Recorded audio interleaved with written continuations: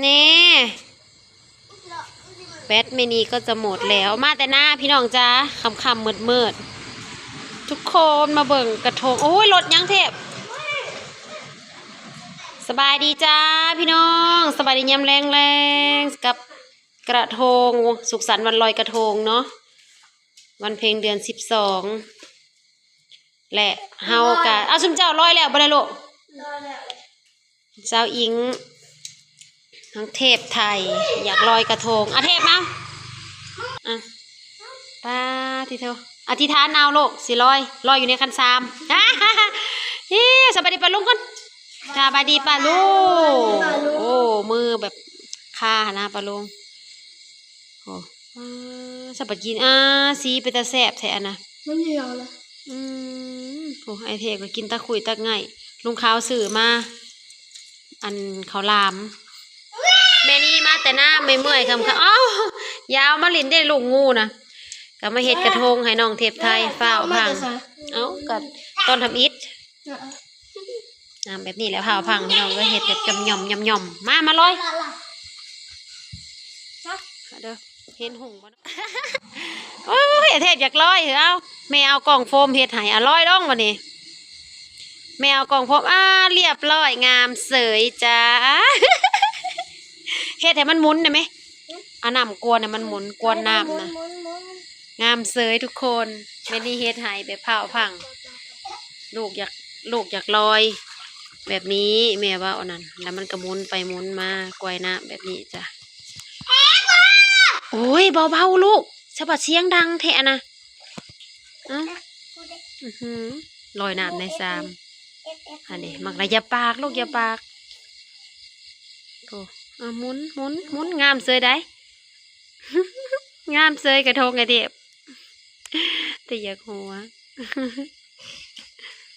จุดทูบอย่างดี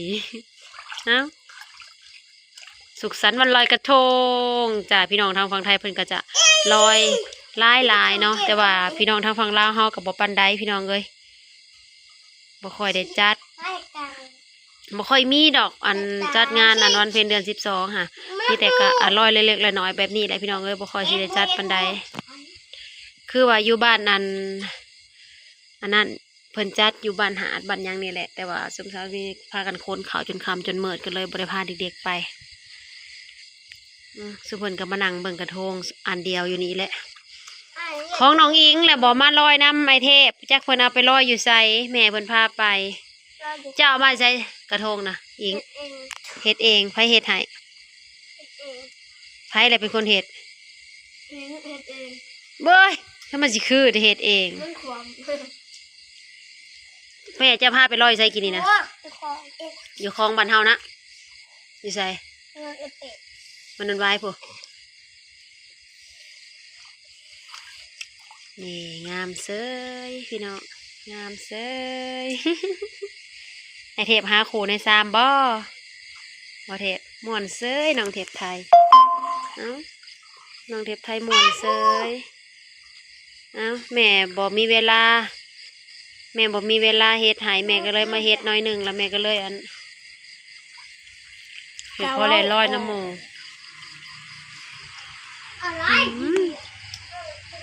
เอาขอลามาใส่ปากแม่บันหม่อนเชิญเจ้าเทพแม่ไปกินกันเด้อบันนี้เด้อ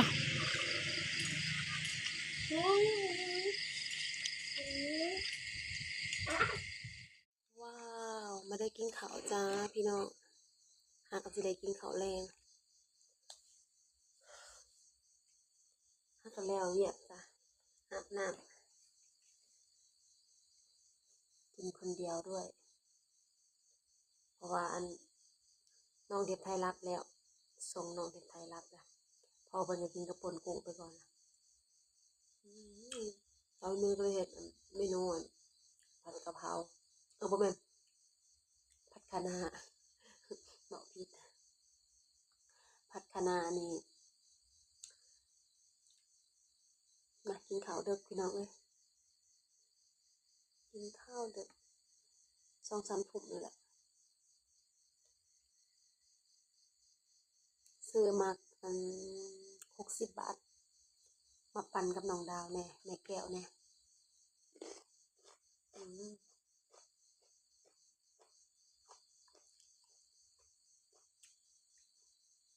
คะน้าผัดคะน้าหมูกรอบเพื่อจะได้กินข้าวแรง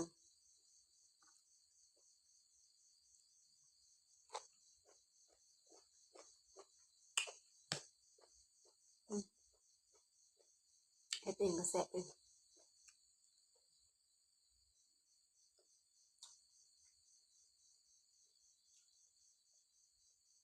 กินคนเดียวด้วย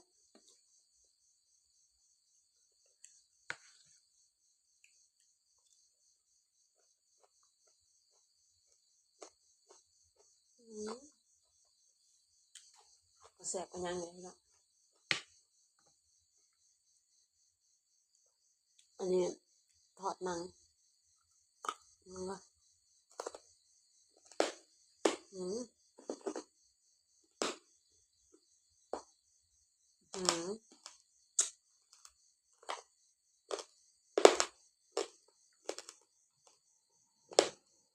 อืม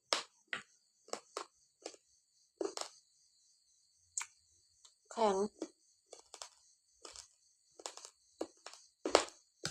เพราะว่าทอดเจิงแล้ว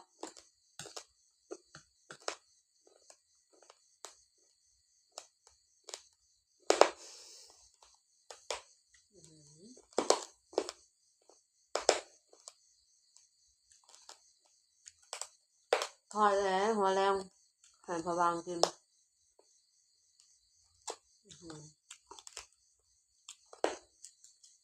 นี่ละไข่ดาวกับหมูยอไก่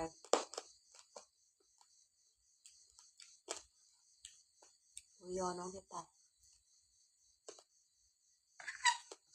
กินข้าวคนละเถื่อ3 คนก็กิน3 เถื่อเพราะว่ามันเป็นหน้าคำเนี่ย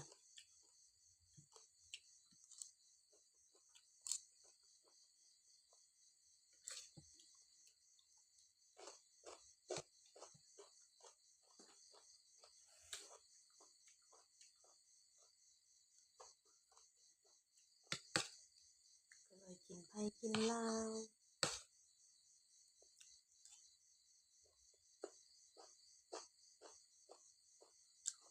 บ่วงอันนี้กินยากบอกกินบ่ง่ายทุกบ่วง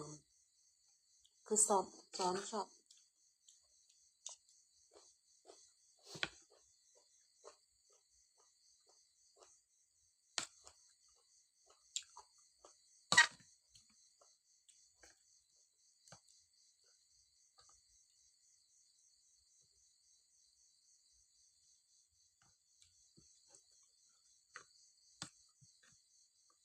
โอเคเอาสิฮะ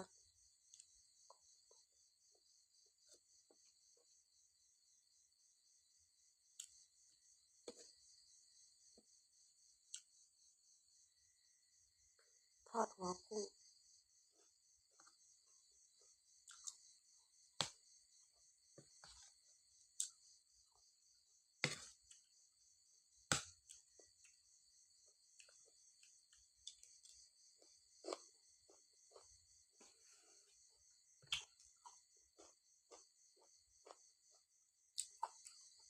ตอนโมบกิน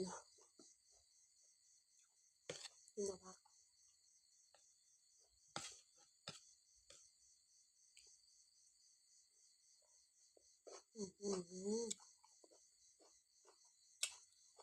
ว่าสิบกินแบบอย่างอ่ะอย่านอนมารับลุกมากินข้าวไปเนี่ย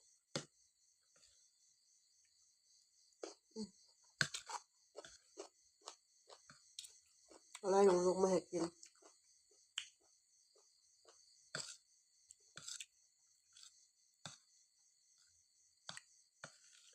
เพราะว่าเฮ็ดกระทงให้น้องเฮ็ดไทยลอยแน่วันนี้น้องเฮ็ดไทยอยากลอยกระทงมาแต่หน้าก็มาเฮ็ดกระทงให้น้องเฮ็ดไทย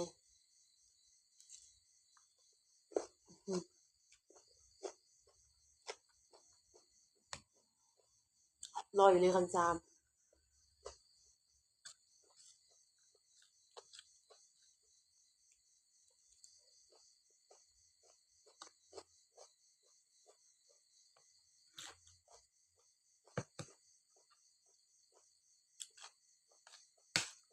บ่ได้พาลงคลองสับเมื่อยเนี่ย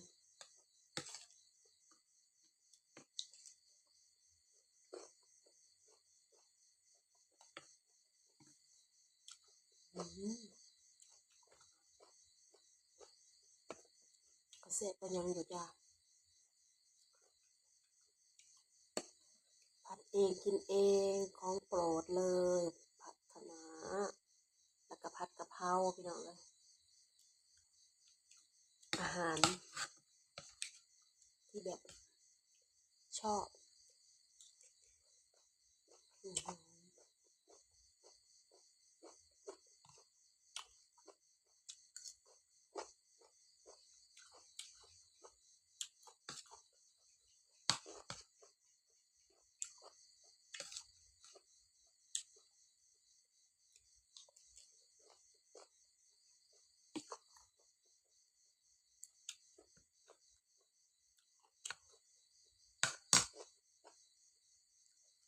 โอเคพี่น้อง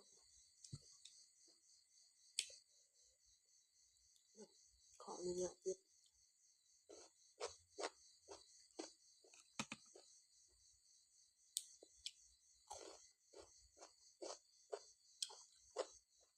มันเป็นผักที่แซ่บเนาะผักคะน้า